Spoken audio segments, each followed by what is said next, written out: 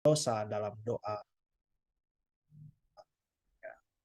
Sebelum memulai, saya mungkin boleh minta tolong ketersediaan Muse Felix untuk membuka doa sebelum masuk firman. Bapa di dalam sorga, kami bersyukur karena pagi ini kembali kami belajar kebenaran firman Engkau.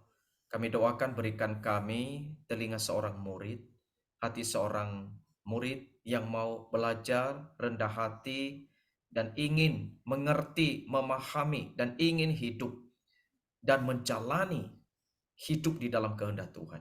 Kami mohon Tuhan, terangi kami di dalam pertolongan Allah Roh Kudus. Dalam nama Engkau Yesus Kristus, kami berdoa. Amin.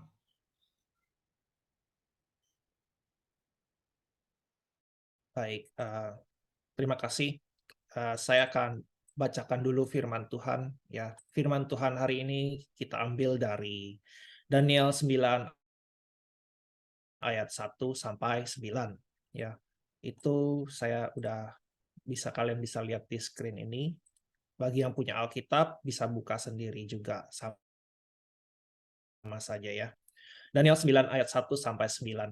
Pada tahun pertama pemerintahan Darius, anak Ahasiweros, dari keturunan orang Media, yang telah menjadi raja atas kerajaan orang Kasdim. Pada tahun pertama kerajaannya itu, aku, Daniel, memperhatikan dalam kumpulan kitab jumlah tahun yang menurut firman Tuhan kepada Nabi Yeremia akan berlaku atas timbunan puing Yerusalem, yakni 70 tahun. Lalu aku mengarahkan mukaku kepada Tuhan Allah untuk berdoa dan bermohon, sambil berpuasa dan mengenakan kain kabung serta abu. Maka aku memohon kepada Tuhan Allahku dan mengaku dosa demikian. Tuhan Allah yang maha besar dan dahsyat, yang memegang perjanjian dan kasih setia terhadap mereka yang mengasihi Engkau serta berpegang pada perintah-Mu. Kami telah berbuat dosa dan salah. Kami telah berlaku fasik dan telah memberontak. Kami telah menyimpang dari perintah dan peraturan-Mu. Dan kami tidak taat kepada hamba-hamba-Mu, para nabi, yang telah berbicara atas nama-Mu, kepada raja-raja kami, kepada pemimpin-pemimpin kami, kepada bapak-bapak kami, dan kepada segenap rakyat negeri. Ya Tuhan, Engkaulah yang benar. Tetapi patutlah kami malu seperti pada hari ini. Kami orang-orang Yehuda, penduduk kota Yerusalem dan segenap orang Israel. Mereka yang dekat dan mereka yang jauh. Di segala negeri kemana Engkau telah membuang mereka oleh karena mereka berlaku murtad terhadap Engkau. Ya Tuhan, kami, raja-raja kami, pemimpin-pemimpin kami, dan bapak-bapak kami patutlah malu sebab kami telah berbuat dosa terhadap Engkau.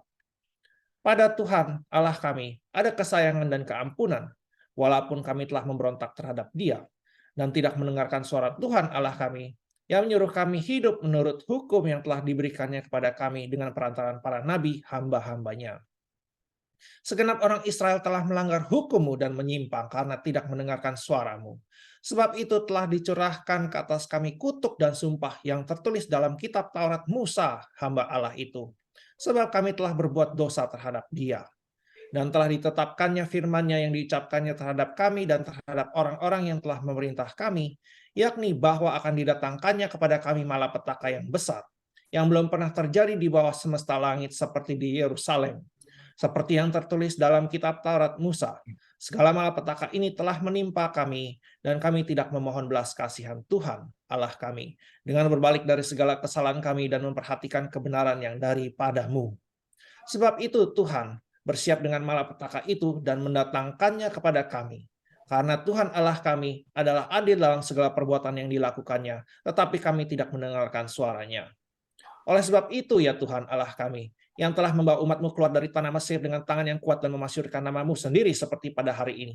Kami telah berbuat dosa, kami telah berlaku fasik.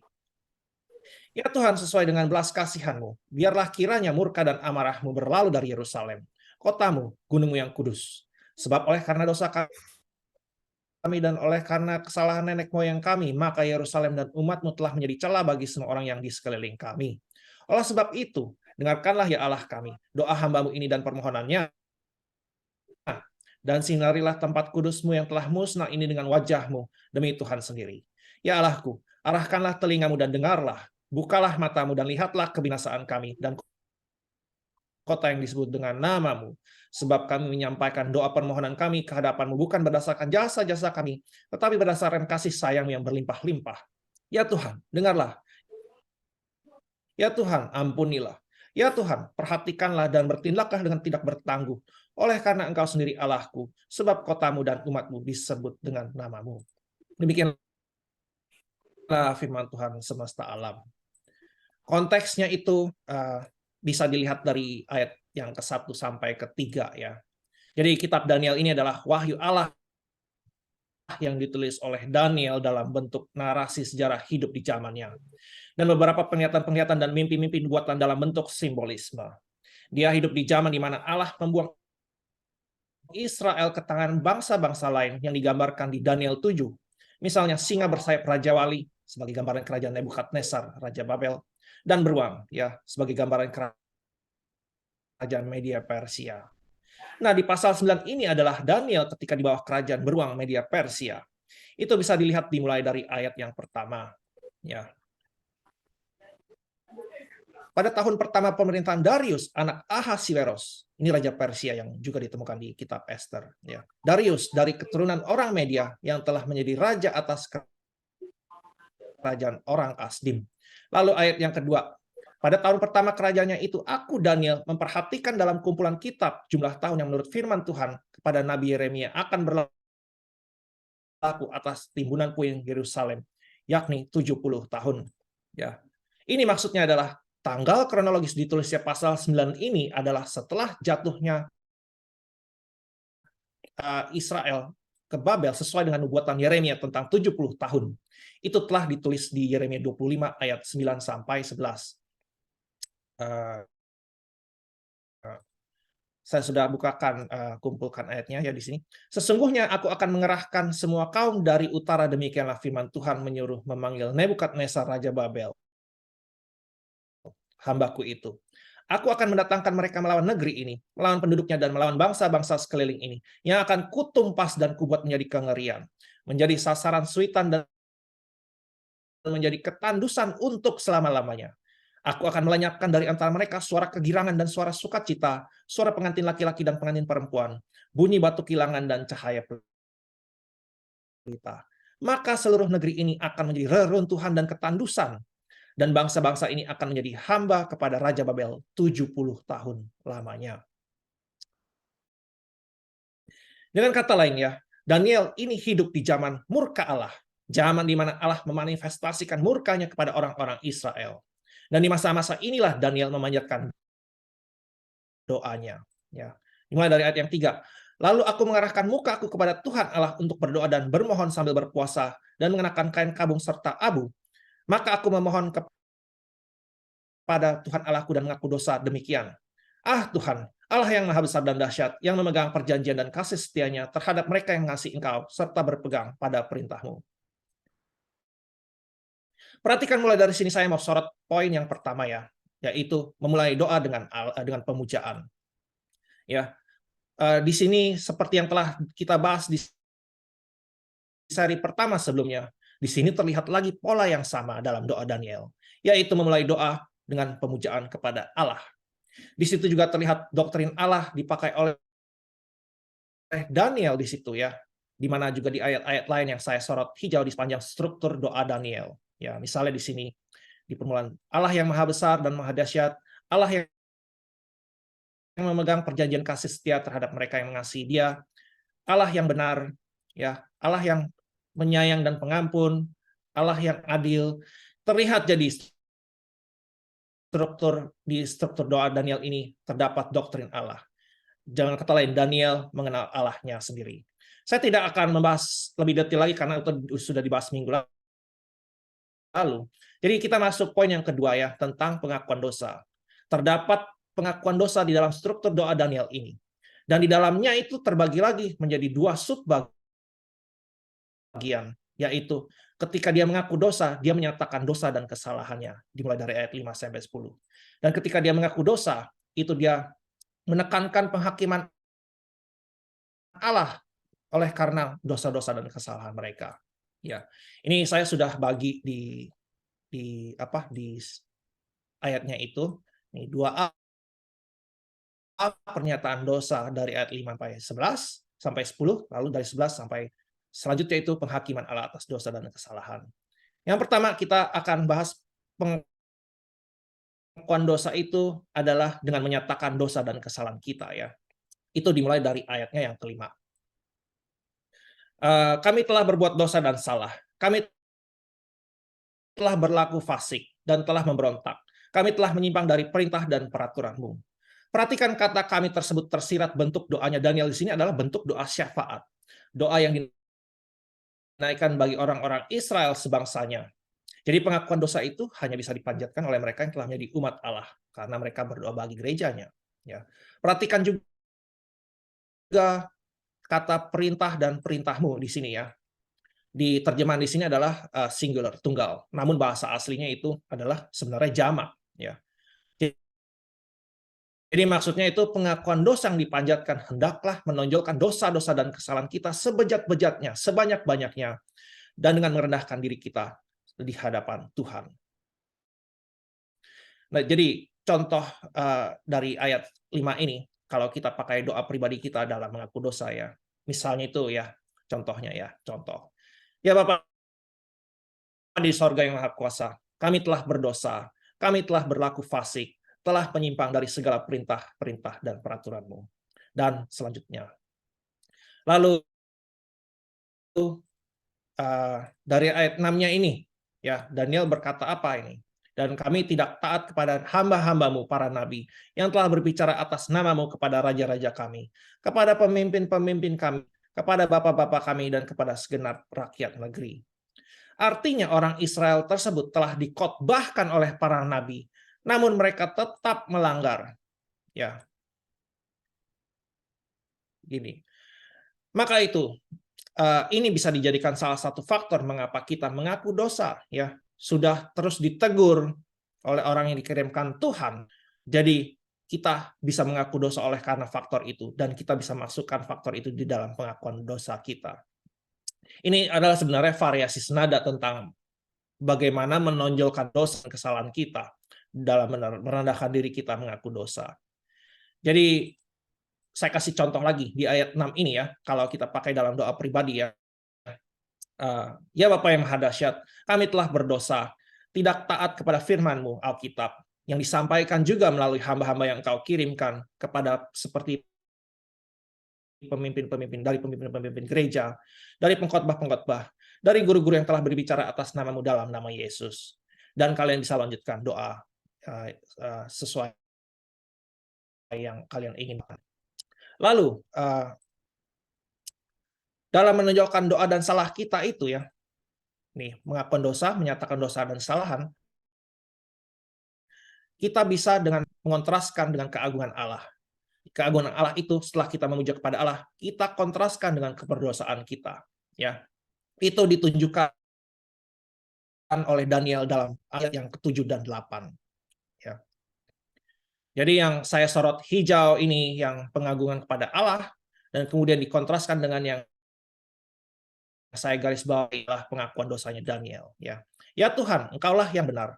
Tetapi patutlah kami malu seperti pada hari ini. Kami orang-orang Yehuda, penduduk kota Yerusalem, dan segenap orang Israel. Mereka yang dari mereka yang jauh, di segala negeri kemana Engkau telah membuang mereka, oleh karena mereka berlaku murtad terhadap Engkau. Ya Tuhan, kami, raja-raja kami, pemimpin-pemimpin kami, dan bapak-bapak kami, patutlah malu, sebab kami telah berbuat dosa terhadap Engkau.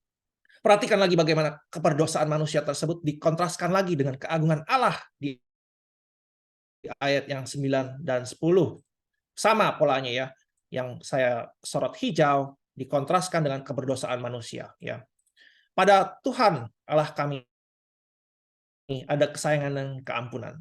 Walaupun kami telah memberontak terhadap Dia dan tidak mendengarkan suara Tuhan Allah kami yang menyuruh kami hidup menurut hukum yang telah diberikannya kepada kami dengan perantaran para nabi hamba-hambanya. Jadi sampai sejauh ini polanya itu dalam mengaku dosa adalah Tuhan ditinggikan dengan pemujaan kepada Allah, dan kemudian kita merendahkan diri kita dengan menonjolkan dosa-dosa kita, merendahkan diri kita. Jadi jelas ya di situ mengaku dosa dengan menyatakan dosa dan kesalahan.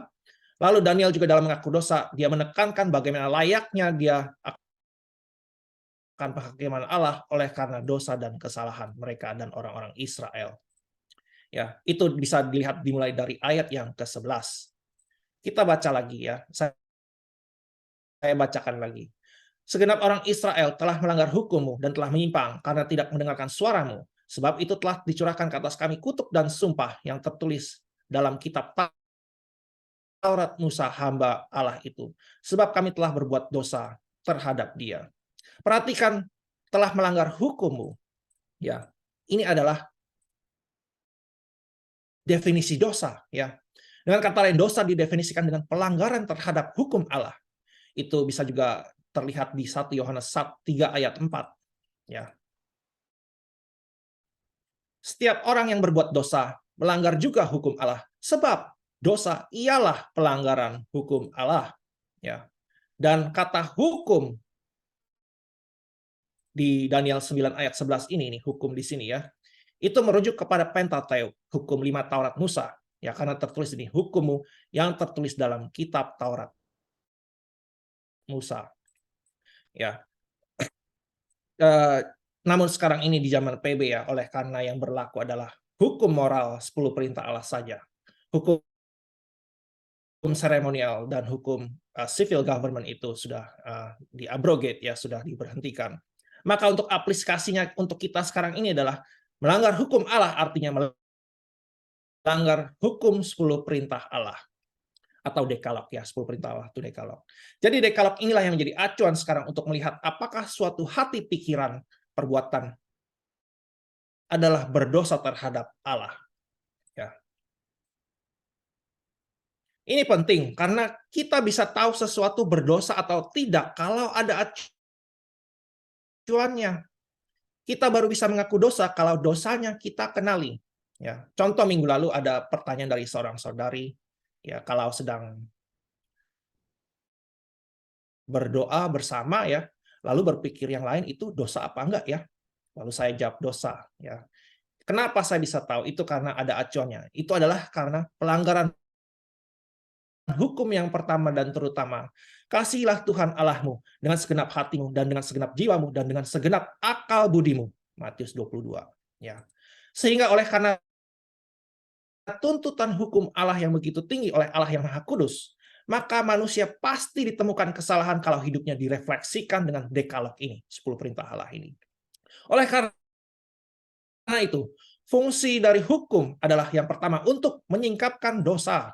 Ya. Apakah kita sudah sesuai dengan kehendak Allah atau belum? Yang kedua, fungsi hukum adalah untuk menuntun orang yang belum percaya kepada Kristus. Oleh karena kejahatan total yang bisa diketahui lewat cermin dekalog ini, maka cermin ini juga berfungsi untuk menyatakan perlunya anugerah dari luar yang bukan dari dirinya sendiri. Dan fungsi yang ketiga dari hukum adalah untuk pengudusan. Ini adalah bagi mereka semua yang sudah berada di dalam Kristus. Nah, dalam konteks pengudusan, fungsi yang ketiga inilah orang-orang Israel dibuang oleh Allah. Fungsi yang ketiga inilah dalam konteks Daniel. Dan Daniel menjabarkannya di ayat yang ke-12 dan 13. Di sini ya. Dan telah ditetapkannya firman-Nya yang dicapkannya terhadap kami dan terhadap orang-orang yang telah memerintah kami, yakni bahwa akan didatangkannya kepada kami malapetaka yang besar yang belum pernah terjadi di bawah semesta langit, seperti di Yerusalem. Perhatikan untayan kata-kata Daniel itu adalah refleksi doanya memakai kata-kata Alkitab. Ayat 13, seperti yang tertulis dalam kitab Taurat Musa, segala malapetaka ini telah menimpa kami, dan kami tidak memohon belas kasihan Tuhan Allahmu dengan berbalik dari kesalahan kami dan memperhatikan kebenaran yang daripadamu. Itu dari Ulangan 28, saudara-saudari. Zaman Musa, Allah telah memperingati orang-orang Israel akan konsekuensi dosa kalau mereka akan melenceng dari hukum Allah. Misalnya juga ditulis di Ulangan 31 pasal berikutnya ya, bahwa Allah akan mendatangkan malapetaka kalau mereka melanggar hukumnya. Ya, contohnya di sini ya, saya bacakan di sini. Tuhan berfirman kepada Musa, ketahuilah engkau akan mendapat perhentian bersama-sama dengan nenek moyangmu, dan bangsa ini akan bangkit dan berzinah dengan mengikuti Allah asing yang ada di negeri, kemana mereka akan masuk. Mereka akan meninggalkan aku dan mengingkari perjanjianku yang kuikat dengan mereka. Pada waktu itu, murkaku akan bernyala-nyala terhadap mereka. Aku akan meninggalkan mereka dan menyembunyikan wajahku terhadap mereka, sehingga mereka termakan habis dan banyak kali ditimpa malapetaka serta kesusahan. Maka pada waktu itu mereka akan berkata, bukankah malapetaka ini menimpa kita? Oleh sebab Allah kita tidak ada di tengah-tengah kita, tetapi aku akan menyembunyikan wajahku sama sekali pada waktu itu, karena segala kejahatan yang telah dilakukan mereka, yakni mereka telah berpaling kepada Allah lain. Jadi konteksnya Daniel memanjatkan doa mengaku dosa karena tahu Israel telah melanggar hukum Allah, sehingga Allah menuangkan murkanya dan mereka dibuang di Babel dan kemudian di sini di dalam kerajaan, di bawah kerajaan Persia, Media. Ya. Maka penting diketahui di sini, walaupun mengacu pada hukum Musa, namun konteks hukum Musa diberikan kepada orang-orang Israel adalah untuk pengudusan, bukan untuk pembenaran. Ya. Maksudnya apa? Ketika hukum diberikan, itu bukan untuk sarana pembenaran. Jadi 10 perintah Allah itu jangan dilihat, oh kita melakukan 10 perintah Allah itu untuk mencapai keselamatan. Salah, itu bukan itu. Pada waktu dulu hukum diberikan kepada Israel, itu adalah untuk sarana penebusan. Oleh karena mereka telah ditebus keluar dari Mesir. Dan oleh karena kita sekarang ini telah ditebus oleh darah Yesus, maka kita melakukan pengudusan dengan melakukan 10 perintah Allah itu untuk semakin serupa seperti Kristus dengan mengenali apa yang menjadi kehendak Allah, sehingga kita menjadi semakin kudus menurut gambar dan rupa Kristus. Begitu. Jadi ingat ya bahwa orang-orang Israel dibuang Allah, dimurkai Allah adalah sebagai penghajaran untuk menguduskan mereka. Jangan kata lain, kalau mereka terus berdosa, maka penghajaran terus berlangsung. Dan kalau mereka bertobat, maka penghajaran baru diberhentikan oleh Tuhan. Oleh karena itu, penting nih, doa mengaku dosa kita menggunakan dekalog haruslah jangan untuk sarana pembenaran, melainkan untuk sarana pengudusan. Begitu. Di ayat yang ke-14 kita lanjut lagi ya. Sebab itu Tuhan bersiap dengan malapetaka itu dan mendatangkannya kepada kami. Karena Tuhan Allah kami adalah adil dalam segala perbuatan yang dilakukannya, tetapi kami tidak mendengarkan suaranya. Tuhan mendatangkannya malapetaka. Wah, perkataan Daniel ini sih bisa jadi skandal untuk orang-orang yang sudah keluar dari jalur konservatif itu. Jadi saudara, kuping mereka itu bisa panas, tidak tahan mendengar kalau Allah itu juga berprovidensi atas terjadinya malapetaka atas orang-orang berdosa. Kata-kata guru-guru model gini sih kurang lebih ya kayak, Allah yang mendatangkan malapetaka seperti ini adalah jahat dan kejam. Ini sih nggak cocok dengan Allah yang kasih. Ya. Ini karena guru-guru yang berskandal itu menyangkal doktrin murka Allah, sehingga khotbah-khotbah mereka jarang menyentuh bahasan dosa dan kekudusan Allah. Contoh guru-guru sesat ini banyak di luar saudara-saudari ya. Perhatikan saja yang khotbahnya mereka menyenangkan telinga, atau khotbah yang seperti motivator, atau bahkan khotbah-khotbah yang cuma diputar-putar seputar etika-etika saja. Ya. Dan tentu saja ini juga bisa terjadi pada orang-orang yang mengaku reform ya, namun menyangkal doktrin murka Allah. Misalnya terhadap orang-orang reprobat, yang tentu saja diikuti oleh teman-temannya yang mengikutinya ya. Mereka bisa menjual kebenaran dan menggantikan dengan pemikiran lain ya, misalnya dengan psikologi, dengan alasan harus memperhatikan defense mechanism ketimbang firman Allah. Akhirnya ya teologi ya jadi tergantikan oleh psikologi. Ya. Jadi yang harus kita tafsirkan jadi di sini, Allah mendatangkan malapetaka kepada kami adalah Allah mendatangkan malapetaka dalam konteks menghajar, mendisiplinkan orang-orang kudusnya yang tidak terlepas dari kasih Allah kepada umat-umatnya. Meskipun penghakiman Allah yang dituang adalah buat semua orang-orang bangsa Israel pada waktu itu, ya. Namun penghakiman Allah itu ada dua aspek. Ya. Yang pertama aspeknya adalah untuk penghukuman. Ini dituangkan bagi orang-orang yang bukan di dalam Kristus. Yang aspek kedua adalah aspek hajaran. Itu adalah untuk orang-orang yang di dalam Kristus. Nah, yang aspek kedua inilah, konteks hajaran inilah konteks doanya Daniel. Ya. Konteks hajaran kita juga bisa lihat diajarkan di Ibrani 12 ayat 4-8. Saya bacakan untuk saudara-saudari. Dalam pergumulan kamu melawan dosa, kamu belum sampai mencucurkan darah. Dan sudah lupakah kamu akan nasihat yang berbicara kepada kamu seperti kepada anak-anak? Hai anakku, janganlah anggap enteng didikan Tuhan. Dan janganlah putus asa apabila engkau diperingatkannya, karena Tuhan menghajar orang yang dikasihinya, dan ia menyesah orang yang diakuinya sebagai anak. Jika kamu harus menanggung ganjaran, Allah memperlakukan kamu seperti anak. Di manakah terdapat anak yang tidak dihajar oleh ayahnya? Tetapi jika kamu bebas dari ganjaran yang harus diderita setiap orang, maka kamu bukanlah anak, tetapi anak-anak gampang. Jadi ilustrasinya, saudara-saudari, pandemi COVID-19 kemarin ya, itu manifestasi murka Allah. Ya. Dan yang kena itu bukan hanya orang-orang non-Kristen, tetapi juga orang-orang Kristen. Bahkan orang-orang Kristen pun banyak yang mati. Ya. Namun untuk orang-orang Kristen itu hanya sebatas temporal di dunia ini, dan murka Allah itu tidak bersifat yudisial di kekekalan mendatang. Ya. Dan kata lain jadinya ya, orang-orang yang sudah di dalam Kristus pun masih bisa kena murka Allah. Jangan mentang-mentang sudah ditutup bungkus darah Yesus yang sudah sempurna mencucikan semua dosa-dosa orang kudusnya, lalu orang-orang kudusnya tidak bisa ditimpa murka Allah. No, nonsense ya. Berdoa mengaku dosa dan bertobat inilah supaya kita orang-orang kudusnya dilepaskan dari murka penghajaran Allah yang berkepanjangan, yang bersifat temporal di dunia ini. Begitu. Ya. Lalu dalam mengaku dosa, poin berikutnya, dengan menyatakan penghakiman Allah, kita layak mendapatkannya oleh karena dosa dan kesalahan kita. Itu adalah karena penghakimannya adalah refleksi dari sifat Allah yang adil. Ya. Murka Allah ini bisa dilihat dari Allah yang adil di ayat yang berikutnya, disebut oleh Daniel, karena Tuhan Allah kami adalah adil dalam segala perbuatan yang dilakukannya, tetapi kami tidak mendengarkan suaranya. Ya, jadi murka Allah adalah dikarenakan salah satu atribut Allah yang adil, yang mengharuskan menghukum setiap dosa oleh karena bertentangan dengan kekudusannya. Contoh doa ya yang bisa kita pakai dari ayat yang seperti ini misalnya ya. Ya Bapa di sorga yang maha adil, kami telah berdosa terhadap-Mu. Kami sering berpaling dari kehendak-Mu, mengingini milik sesama kami.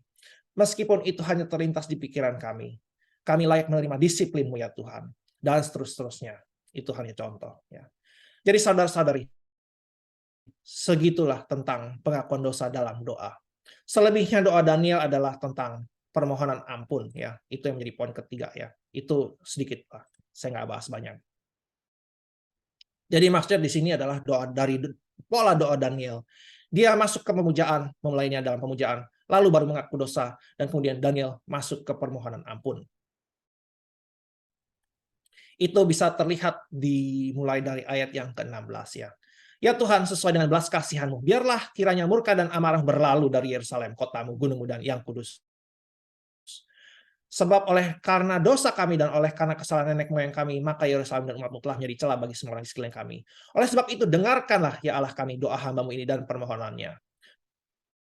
Terus lanjut ke ayat 18. Ya Allahku, arahkanlah telingamu dan dengarlah.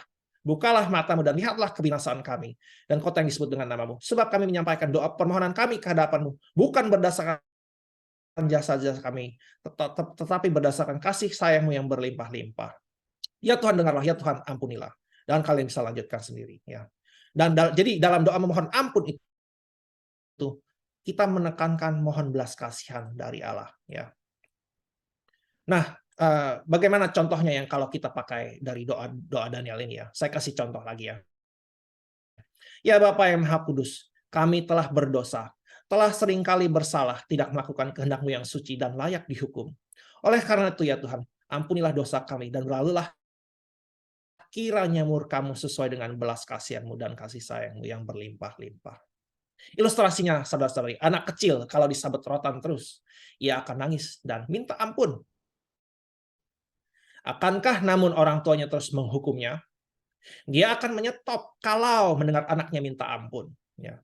Contoh lainnya, kalian bisa lihat kisah Manaseh di 2 Tawarikh 33 ya.